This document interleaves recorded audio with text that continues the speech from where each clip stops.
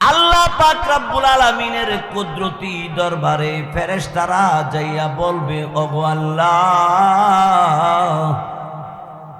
ব্রাহ্মণবাড়িয়া, নবীনগর, খড়িয়ালা, পশ্চিমপাড়া, আপনার ঘর মসজিদের মাঠে উলামায়ে কেরাম কোরআন হাদিসের বয়ান করেছে, আপনার বান্দারা প্যান্ডেলের ভিতরে বসে শুনেছে, আর আপনার বান্দিরা পর্দার আড়াল থেকে শুনেছে।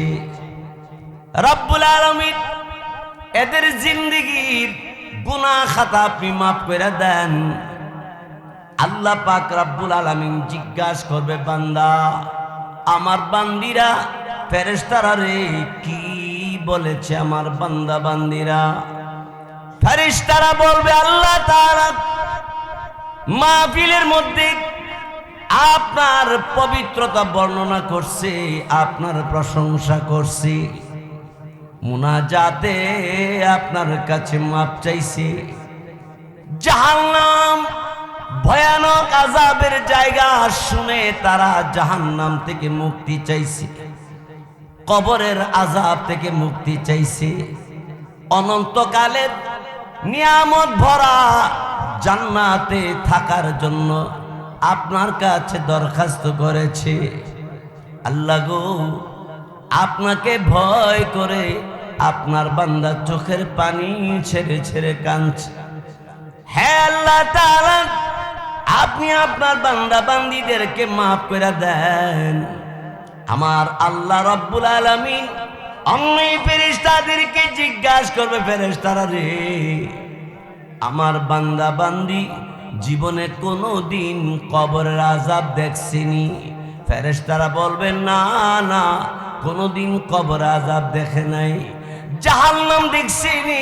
না না, আল্লাহ রাব্বুল আলামিন আপনার জাহান্নামও দেখে নাই, জাহান্নামের আযাব দেখছিনি বলেন না, জাহান্নামের আযাবও দেখে নাই। আমার বান্দা বান্দি জান্নাতের নিয়ামত দেখছিনি বলেন না, জান্নাত দেখছিনি বলেন না।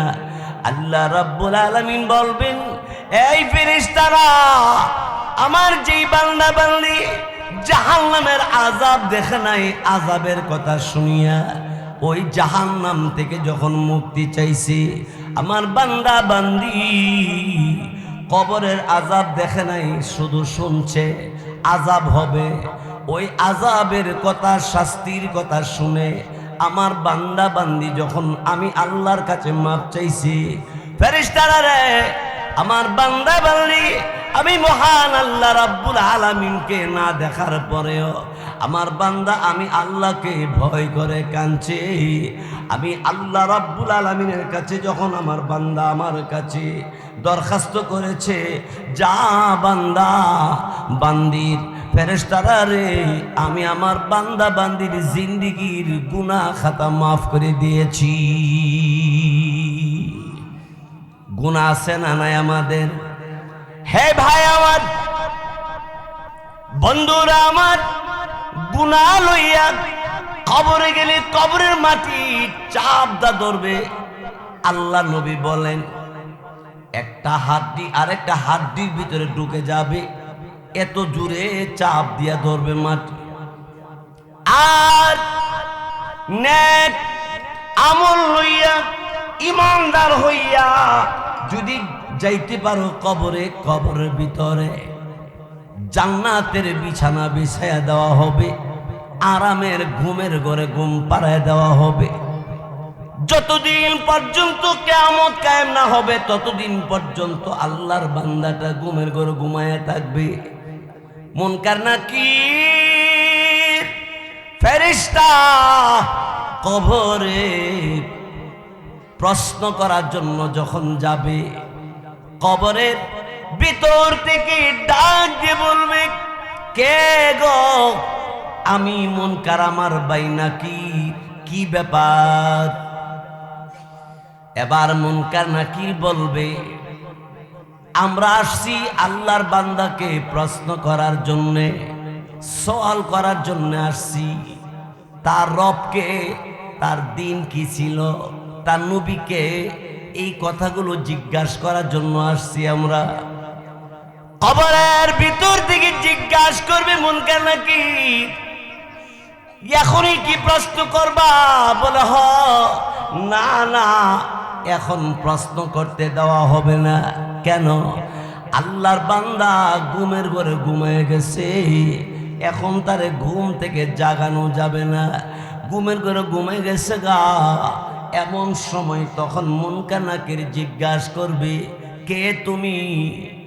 পরিচয় কি? কারণ আমরা জানি তার ভাই আসছিল দাফন করার জন্য, ভাই চলে গেছে, ছেলে চলে গেছে, বন্ধু বান্ধব গ্রামবাসী প্রতিবেশী সবাই চলে গেল।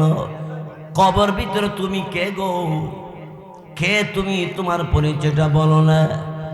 এবার কবরের ভিতর থেকে মাথার পাশ থেকে ডাক দিয়ে বলবে, আমি পৃথিবীর কোনো মানুষ না, আমি পৃথিবীর কোনো বাহাদুর না, আমি হলাম আল্লাহ রাব্বুল আলামিনের বাণী 30 পারা কোরআনুল কারীম। সুবহানাল্লাহ। আরো জোরে বলি সুবহানাল্লাহ। আমার ভাইরা বন্ধুরা আমার, সেই কোরআনুল কারীমের সাথে আপনি সম্পর্ক যদি রাখতে পারেন, কোরআন আপনাকে জান্নাত পর্যন্ত পৌঁছায়া দিবে। নবী বলেন, হাসরের দিনে কোরআনুল কারীম সুপারিশ করার অধিকার পাবে। আমার ভাইরা বন্ধুরা আমার, সেই মহান আল্লাহ পাক রব্বুল আলামিন আমার পরওয়ারদিগার আলমের বাণী কোরআনুল কারীম ডাক দিয়ে বলবে, মুনকার নাকির, আল্লাহর বান্দাকে এখন ডিস্টার্ব দিও না, ঘুমায় গেছে গা বান্দাটা।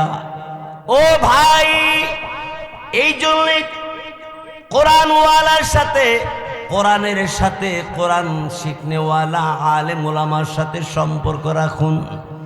দুনিয়াতে লাভবান, পরকালে লাভবান। আল্লাহ রসুল হাদিস শরীফের মধ্যে ইরশাদ করেছেন, ক্বালান নাবিয়্যু সাল্লাল্লাহু আলাইহি ওয়াসাল্লাম, আফজালুল ইবাদাতি তিলাওয়াতুল কুরআন। আল্লাহর নবী বলেন, উম্মত, কোরআন তেলাওয়াত উত্তম ইবাদত। ইবাদতের ভিতরে কোরআন তেলাওয়াত উত্তম ইবাদত। সাহাবায়ে কেরাম জিজ্ঞাসা করলেন, ইয়া রাসূলুল্লাহ, কোরআন তেলাওয়াত যদি উত্তম ইবাদত হয়, তাহলে নামাজ, রোজা, হজ, যাকাত এগুলি কি? আল্লাহ নবী বললেন, সাহাবীরা রে, যত নফল ইবাদত আছে এর ভিতরে কোরআন তেলাওয়াত উত্তম, আর যত ফরজ ইবাদত আছে নামাজ উত্তম। নামাজ উত্তম কেন? নামাজ উত্তম কেন? কারণ হজ করতে গেলে কোরআন তেলাওয়াত যদি কারো জানা নাও থাকে, তার হজ হয়ে যাবে। যাকাত আদায় করলে কোরআন তেলাওয়াত যদি নাও জানে, তার যাকাত আদায় হবে। রমজান শরীফে রোজা রাখলে কোরআন তেলাওয়াত যদি নাও জানা থাকে, তাহলে রোজা হয়ে যাবে। কিন্তু নামাজ আদায় করতে হলে কোরআন তেলাওয়াত লাগে, কোরআন তেলাওয়াত লাগে। এই জন্য নামাজ 1 নম্বর।